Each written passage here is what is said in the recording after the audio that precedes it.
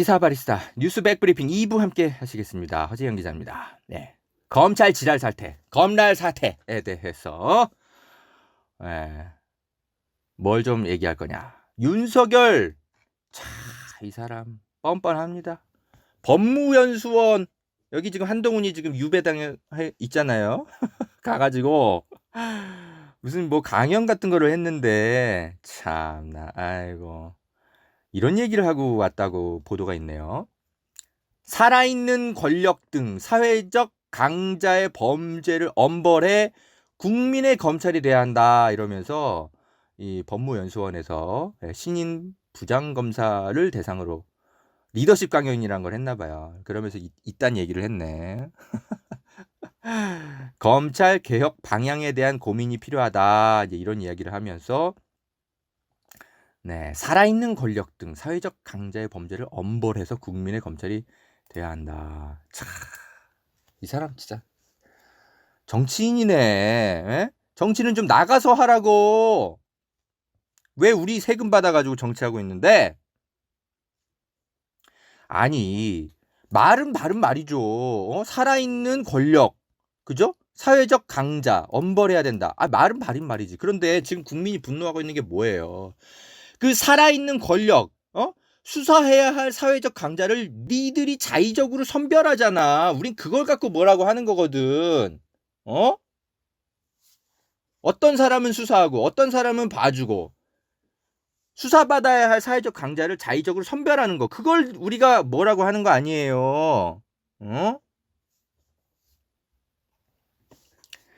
그리고 그 강진구 기자 가 계속 이제 그 우리 경향신문의 일자라는 탐사보도 기자, 그러나 후배들에게 지금 따돌림 당하고 있는 그 기자, 그 기자분이 페이스북에 이제 검찰들이 이제 그 지금 막 내부 통신망에 막 이런저런 추미애 장관 비판하는 글 쓰고 있잖아요. 이자들의 실체를 자신의 기억과 취재 기록들을 이제 바탕으로 다 하나하나 낱낱이 다 고발하고 있어요. 지난번에 그 제주지검 이환우 검사, 자기 그 동료 검사의 비위행위 드러나는 거 막으려고 피의자를 그죠? 온갖 인권 침해 수사하고, 가족들이 사람이 사라졌다면서 경찰에 실종 신고하게까지 만들면서 독방에 구치소에 가둬두고 이런 것들 폭로했잖아요. 네, 2탄이 나왔습니다. 또 있었어요. 대전지검의 천안지청 서효원 검사. 이 사람도 지금 추미애 장관 비판하는 글을 막 올리면서 뭐 작금의 상황을 보면 벌거벗은 임금님이 생각난다 뭐 이러면서 비판글을 올렸는데 이보세요. 서효원 검사. 당신이 이런 얘기할 자격이 있어? 강진구 기자가 뭘 폭로했냐면 페이스북에다가 11월 3일 날 예전에 강진구 기자가 쓴 기사가 있는데 여기서 보면은 그 명동 그 사채시장에서 무슨 그 이제 그 뭐지 금융 사기 뭐 요런 거 그 사건이 있었나 봐요. 2014년에 2014년에 그래가지고 그때 2009년이구나 2009년에 이제 그런 사건이 있었는데 이때 그 붙잡힌 사람이 진짜 범인은 따로 있다. 이러면서 검찰에 막 이야기를 하는데 이거를 진짜 범인이 따로 있다 그러면서 막 번호도 알려주고 뭐 또 주소도 알려주고 다 했는데 수사를 안 해. 그러면서 어떤 사람 한 명만 붙잡아 넣어요. 근데 그 사람 진짜 진범 나중에 한 10년쯤 뒤에 진짜로 잡히거든요. 그 사건을 수사한 사람이 지금 여러 한 8명인가 9명 검사가 있는데 그 중에 한 명이 대전지검 천안지청에서 근무하고 있는 서효원 검사라고 하네요. 강진구 기자는 조금 세게 썼어요. 이게 진범 바꿔치기 사건이다. 그 책임자가 서효원 검사다. 이러면서 좀 세게 쓰긴 했는데 그렇게 이제 볼만한 이제 근거가 강진구 기자는 나름대로 갖고 계시겠죠. 이게 왜 이 진범이 따로 있다라고 막 말을 했는데도 검사들이 들은 척도 안 하고 수사를 안 했을까? 강진구 기자가 파악하기로는 그 진범으로 그 지목된 그 피의자가 당시 그 새누리당의 유력 정치인과 굉장히 가까운 사이인 것이 여러 정황들이 확인이 됐대요. 그래가지고 전화번호도 알려주고 했는데 검사들이 전화는 해봐. 전화는 했는데 전화를 안 받는다. 면서 수사를 안 해. 아니 그러면 영장을 쳐가지고 전화번호 그 진짜 실제 주인 집 주소 알아내가지고 그죠? 예. 소환장을 발부를 하든가 이런 식으로 해야지. 그냥 전화만 걸어보고 전화 안 받는데요. 그래서 수사 불가. 이렇게 처리하는 게 말이 됩니까? 참. 그러니까 강진구 기자 입장에서는 이건 수사가 안 되는 게 아니고 수사를 일부러 안 했다라고 볼 수밖에 없는 거죠. 그리고 진범이 나중에 10년 뒤에 진짜 잡혀요. 진범 바꿔치기 사건, 명동 명동 사채시장 금융 사기 사건. 여기서 진범 바꿔치기 사건이라고 강진구 기자는 그렇게 규정을 하던데 여기에 연루된 사람이 지금 추미애 장관을 비판하고 있는 천안지청 서효원 검사라는 거. 그래서 제주지검의 이환우 검사와 함께 여러분 서효원 검사 이름 함께 기억해야 될 것 같습니다. 검랄 사태를 일으키고 있는 인간들 이름 이런 거 따박따박 얘기해줘야 돼요. 그리고 또 하나 검랄 사태에 대해서 좀 더 짚어드릴 거. 임현주 MBC 기자를 지금 한동훈 검사가 또 계속 괴롭히고 있어요. 요것도 좀 살펴볼 필요가 있어요. 지금 이번 주에 MBC의 임현주 기자가 라인 펀드 사기 사건 여기에 이제 김봉현 전 스타모빌리티 회장의 이제 주장을 빌어가지고 보도를 한 게 있는데 한동훈이 뭔가 좀 이 라임 사건을 이렇게 처음에 좀 덮여졌잖아요.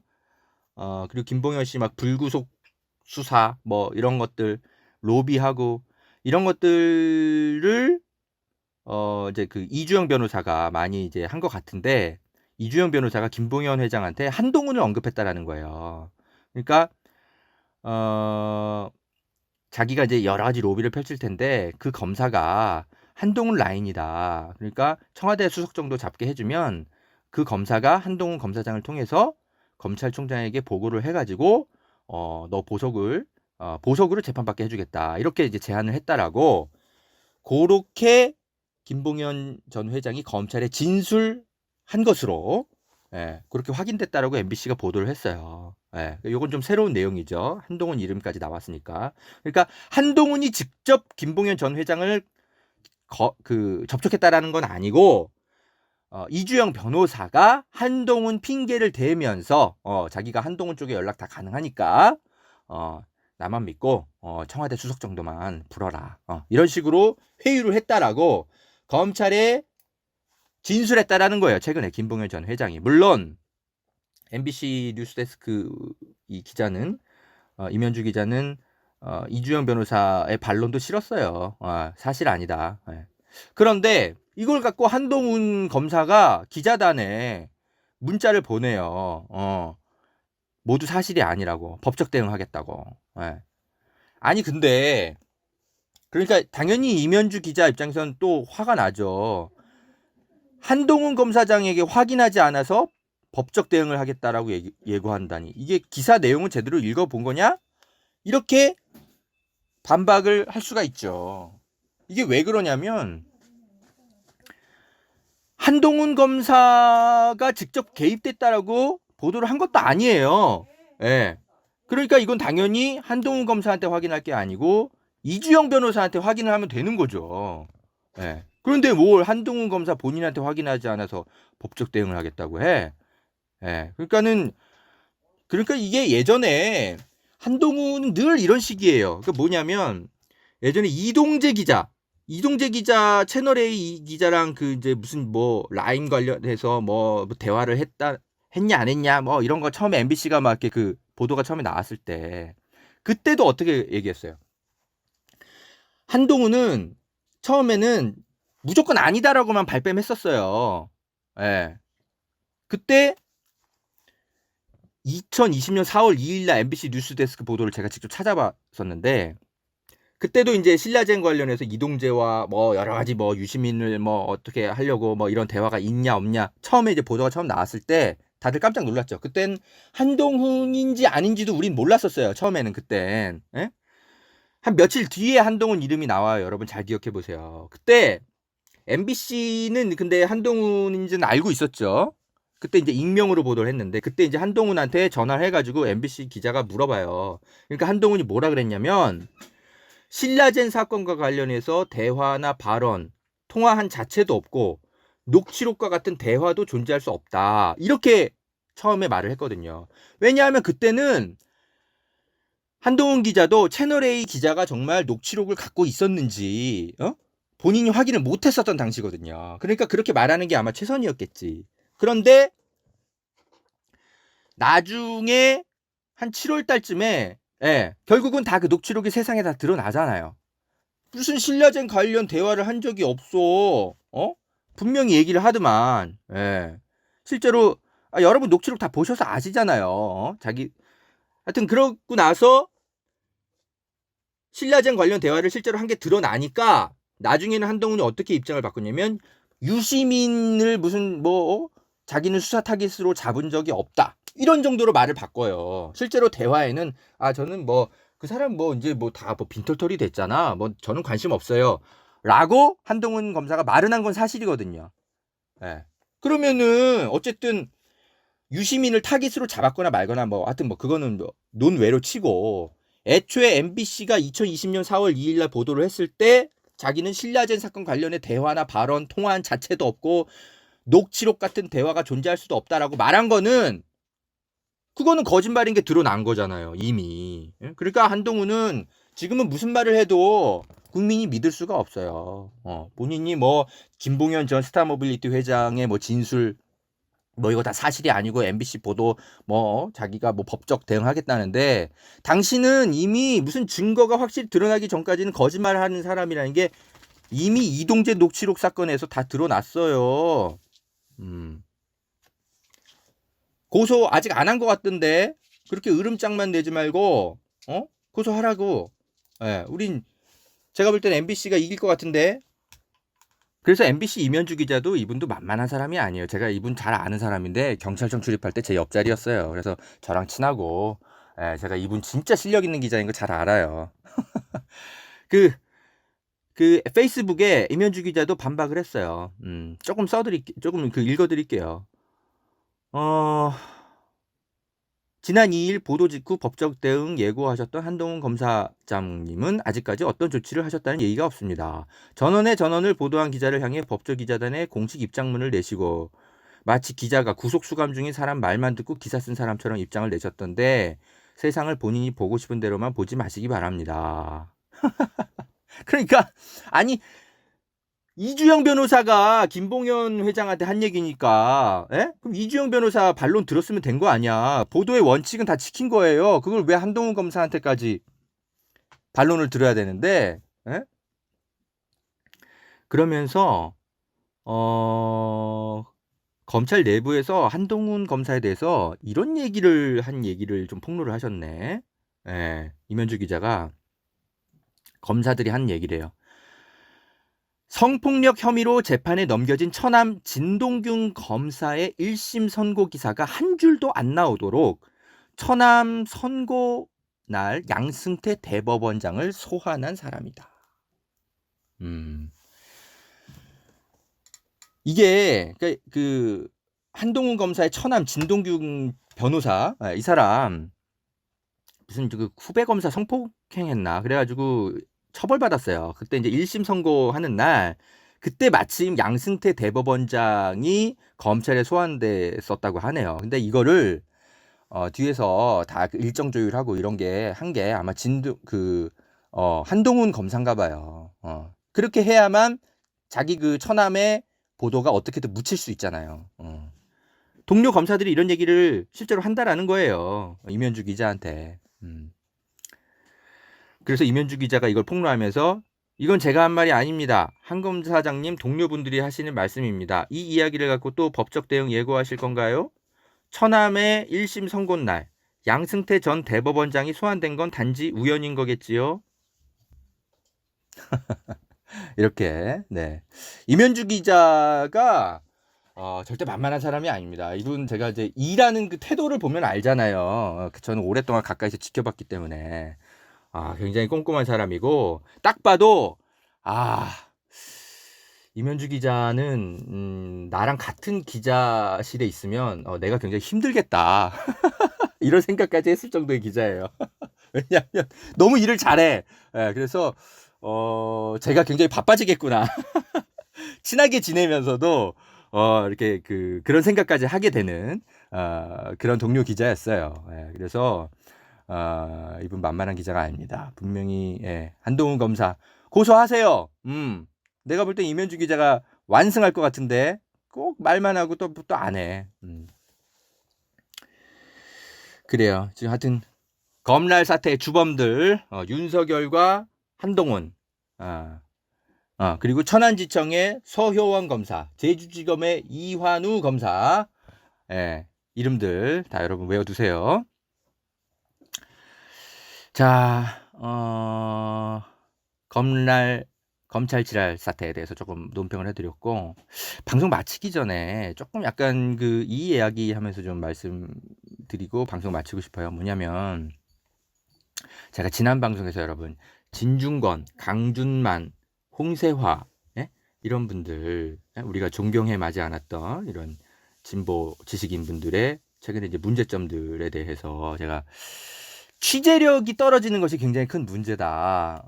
그러니까 왜냐하면 이제 자기가 수집한 정보가 여러 가지 오염된 정보이고 검찰과 조중동의 입맛에 맞게 이렇게 선별되어 있는 그런 오염되어 있는 정보인데 그런 것들을 구분하지 못한 상태에서 여러 가지 지금 현재 사회 문제들을 분석하고 있다. 근데 우리 일반 대중은 우리 스스로가 취재해가지고 우리 스스로의 눈으로 판단해가지고 이걸 보기 때문에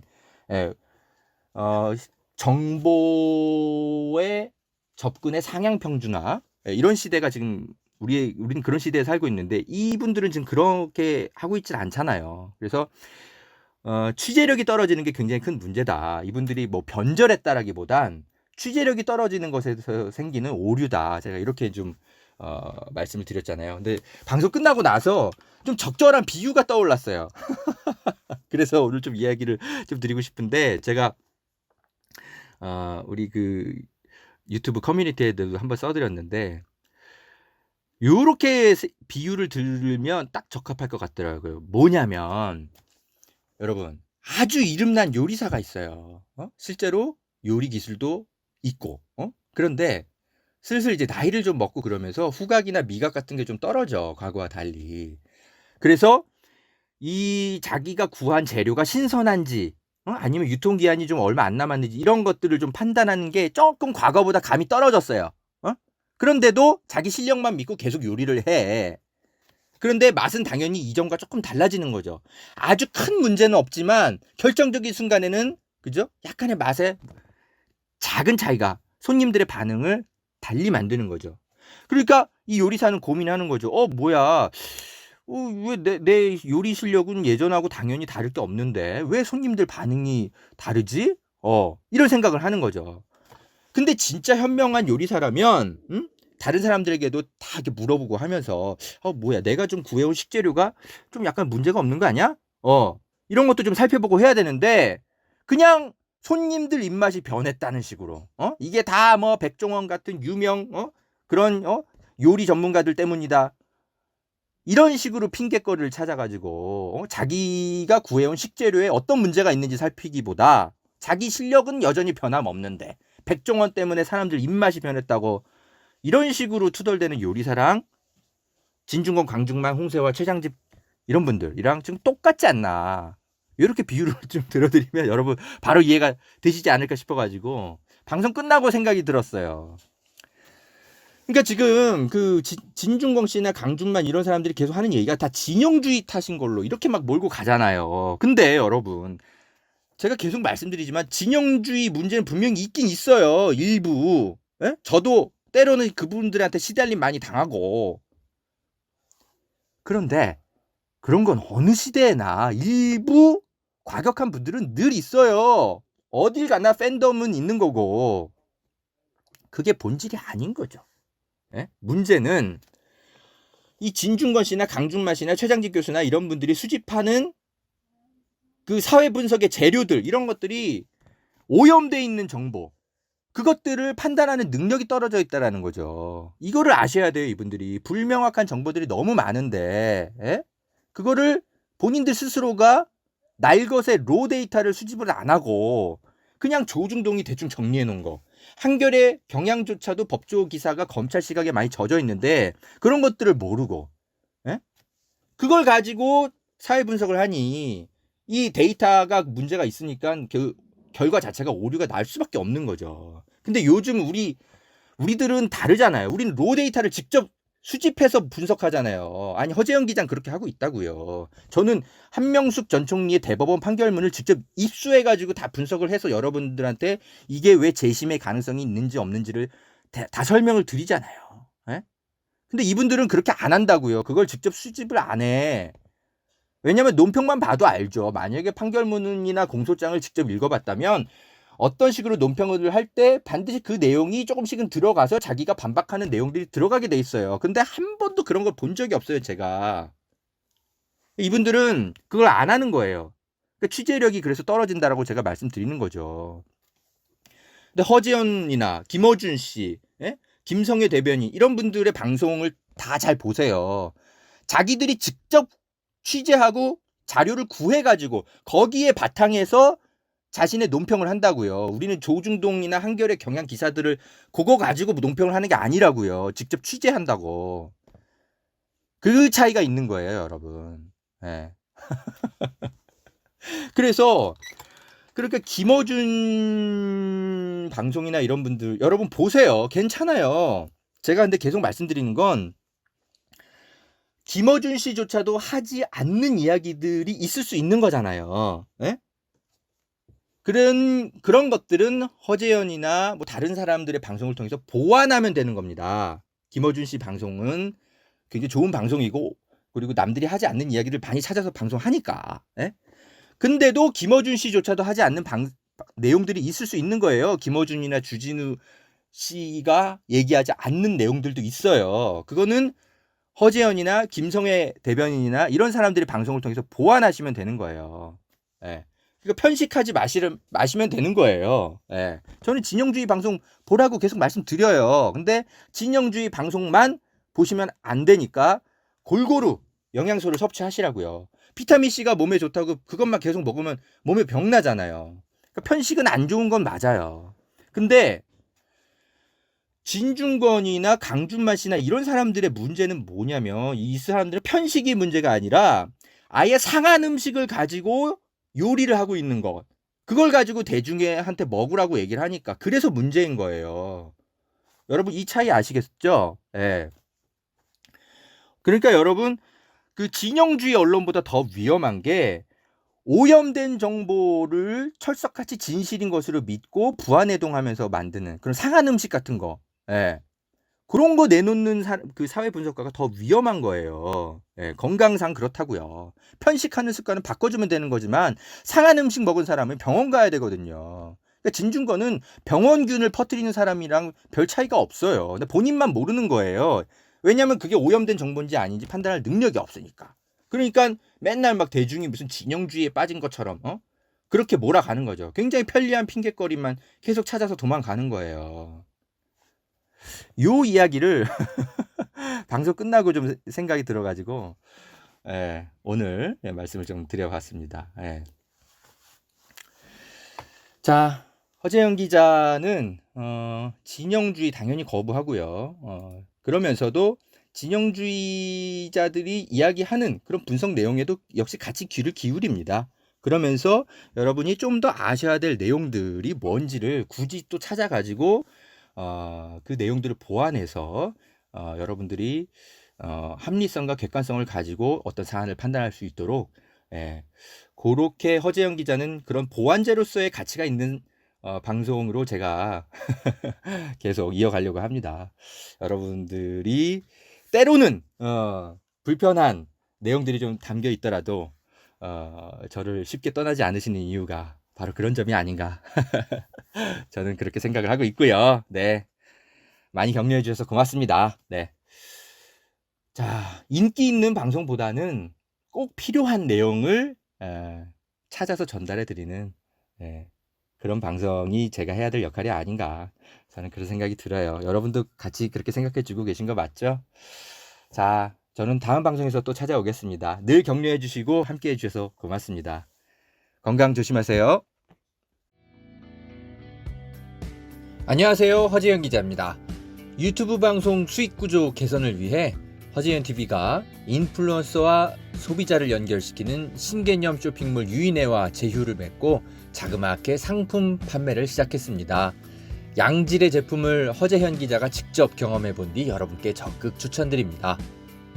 구매 방법은 아주 간단합니다. 유튜브 영상 댓글란 상단에 올려둔 공지사항을 확인하시거나 허재현 기자가 운영하는 탐사보도 매체 리포액트의 누리집에 오시면 편리한 구매 방법을 확인하실 수 있습니다. 클릭 몇 번만 하면 될 정도로 아주 간편합니다. 판매 수익금의 일부는 허 기자의 취재 활동을 위한 제작비로 적립이 되니까요. 허 기자도 응원해 주시고 좋은 제품도 싸게 사고 일석이조의 기분 좋은 소비를 해보세요. 판매 상품은 주기적으로 바뀌니까요. 방송을 통해 계속 확인해 주십시오. 고맙습니다.